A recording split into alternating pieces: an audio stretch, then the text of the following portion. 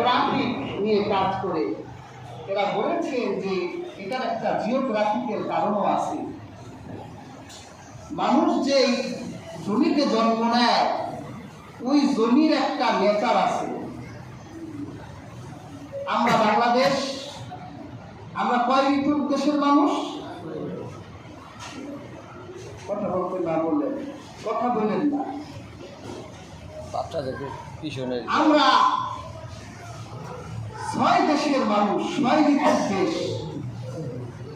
এখন তো আমরা 6 ঋতু পাইও না, এক ঋতু আরেক ঋতুরে গিলে ফেলছে। আমরা 6 ঋতুর দেশের মানুষ, আমাদের 6 ঋতুতে নেশারও 6 রকম হয়। পৃথিবীতে যত মুনাফিক আছে আমার মনে হয় তার অর্ধেক মুনাফিক এই উপমহাদেশে আছে। গরমের সময় আমাদের চরিত্র একরকম, শীতে আরেক রকম, বসন্তকালে কুকিলের মতো একরকম, গিরগিটি যেরকম রং বদলায় আমরাও সিজনে সিজনে রং বদলাই। আর আল্লাহ পাক আরবদের মধ্য থেকে একজন রাসূল প্রেরণ করলেন। সেই আরবের জিওগ্রাফিক্যাল লোকেশন হলো আল্লাহ পাক আরবের এই ভূমিকে একটি দুটি সিজনে আল্লাহ পাক বিভক্ত করেছেন। এই আরবের মানুষগুলো উষ্ণ মরুভূমির হওয়ার জন্য, শুষ্ক মরুভূমিতে থাকার জন্য, রোদের উপর জীবন যাপন করার জন্য তারা পরিশ্রমী হয়। তাদের ক্লান্তি স্পর্শ করতে পারে না। ওই ভূপ্রকৃতির নেচার তাদের মানব দেহে ঢুকার কারণেও তারা একদিয়ে স্বভাবের হয়। যারে ভালোবাসে, আরবের লোক যারে ভালোবাসে, তাকে মন থেকে ভালোবাসে, তার জন্য জীবন দিতেও দ্বিধাবোধ করে না। আবার আরবের লোক যদি কাউকে ঘৃণা করে তাহলে তাকে মারতেও কুণ্ঠাবোধ করে না। এই জন্যই তো আল্লাহ পাক সূরা আনআমের 124 নম্বর ভার্সের আয়াতাংশে আল্লাহ পাক বলেন, আল্লাহু আ'লামু হাইথু ইয়াজআলু রিসালাতাহ। আল্লাহ অধিক সমগ্র কোথায় কার কাছে আল্লাহ পাক রিসালাতের দায়িত্ব দিবেন আল্লাহ জানেন।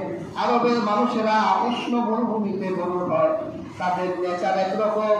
যাকে ভালোবাসবে তাকে ভালোই বাসবে, তার জন্য জীবন দিতেও প্রস্তুত।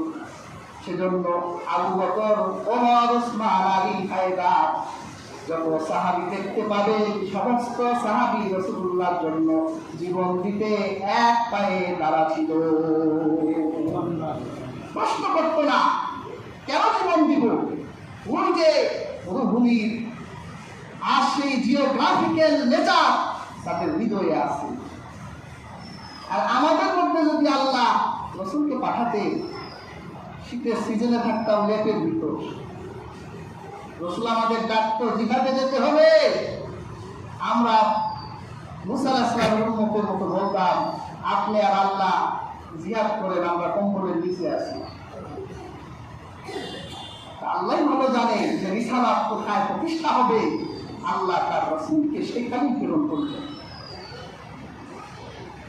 তারপর আল্লাহ পাক তার হাবিবকে প্রেরণ করলেন সেন্টার অফ আর্থ,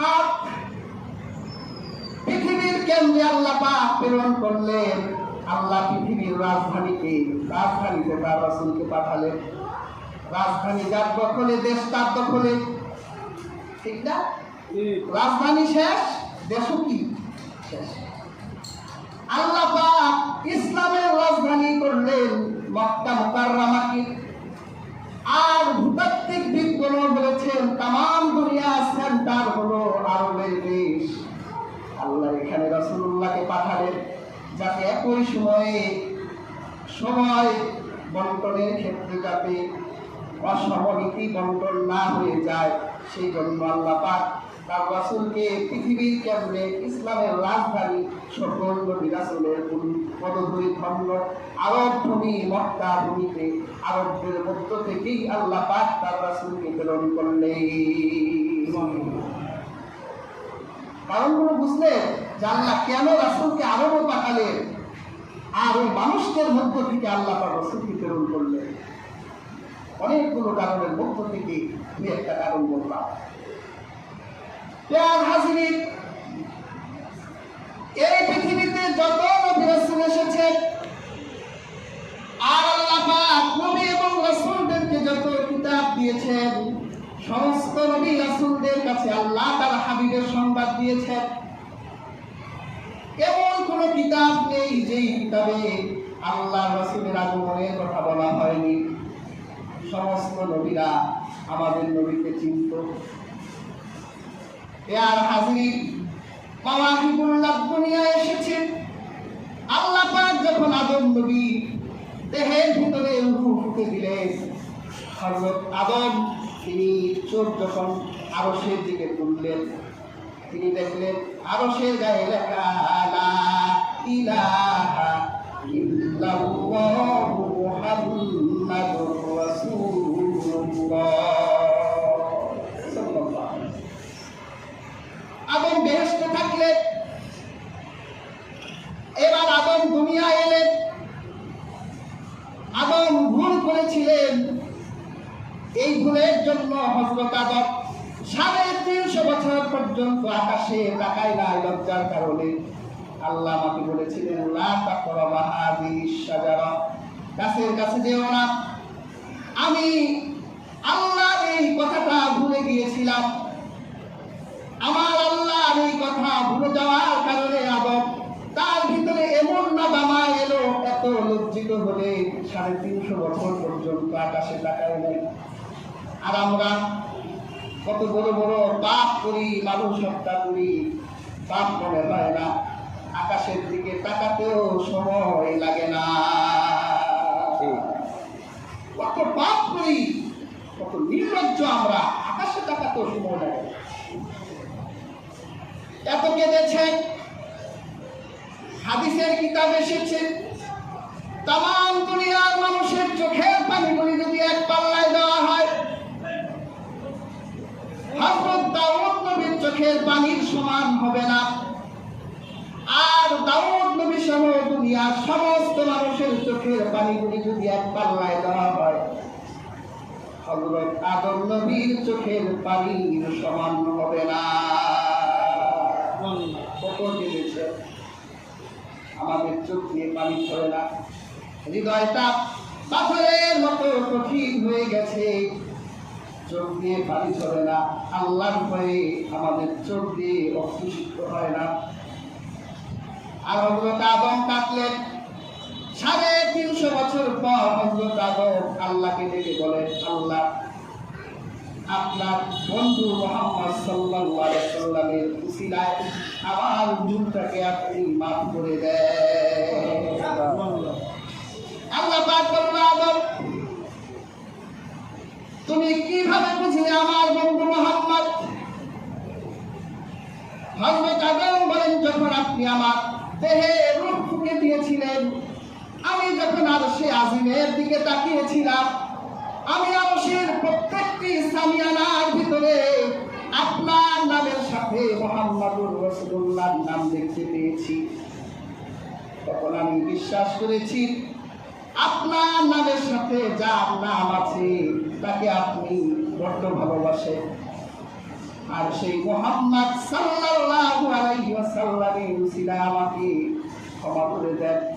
আল্লাহ পাক সাথে সাথে হযরত আদমের প্রতি রাজি হয়ে গেলেন।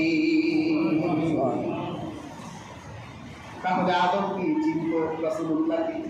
শুধু চিনতই না, বেহেশতের ভিতরে আদম এবং হাওয়ার যে বিয়ে হয়েছে, এই বিয়ের মহরানা ছিল রাসূলুল্লাহর উপর।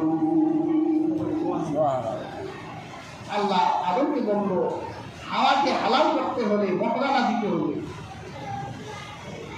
আদম বলল, আল্লাহ কি মোহর দেব?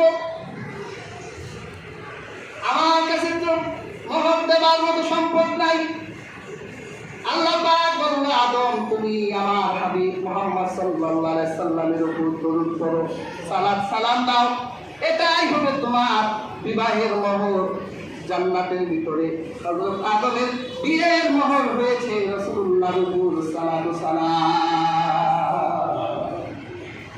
ইয়া হাজিরি, আদম কিন্তু হযরত নূহ। এখন যে বর্ণনাগুলো বলছি আল বিদায়া ওয়ান নিহায়া, এই বর্ণনাগুলো এসেছে, তবে বর্ণনার মানগুলো সহিহ নয়, তবে বর্ণনা অনেকগুলো মান হাসান পর্যায়ে, সহিহ না, এগুলো শান বর্ণনা করা যায়। আর হাজরিন, হযরত নূহ আলাইহিস সালাম যখন তিনি কিস্তির উপর তার অনুসারীদের নিয়ে উঠেছিলেন, সব ডুবে গিয়েছিল, শুধু হযরত নূহ আলাইহিস সালামের কিস্তির ভিতরে যারা ছিল, ওই নৌকা সহ যা কিছু, নৌকা ছাড়া যা ছিল সব ডুবে গেছে। নৌকা ডুবলো না কেন? অনেক ঐতিহাসিকগণ লিখেছেন হযরত আদমের সাথে আল্লাহ হাবিব মুহাম্মদ সাল্লাল্লাহু আলাইহি সাল্লামের নূর ছিল। সুবহানাল্লাহ। হযরত ইব্রাহিম আগুনে পড়লো, আগুনে ফেলে দেওয়া হলো, এত তাপ ছিল সেই আগুনে, ঐতিহাসিকগণ বলেছেন ওই আগুনের আকাশের উপর দিয়ে যদি পাখিরা উড়ে যেত, তাহলে ওই পাখিগুলো সিদ্ধ হয়ে আগুনে পড়ে যেত। এত বিষাক্ত আগুনে সব চলে গেল, কিন্তু ইব্রাহিম নবী জ্বলল না।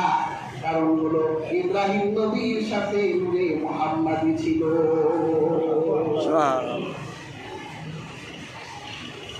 সব নবীরা চিনত, সব নবী তাদের কিতাবগুলোতে তাদের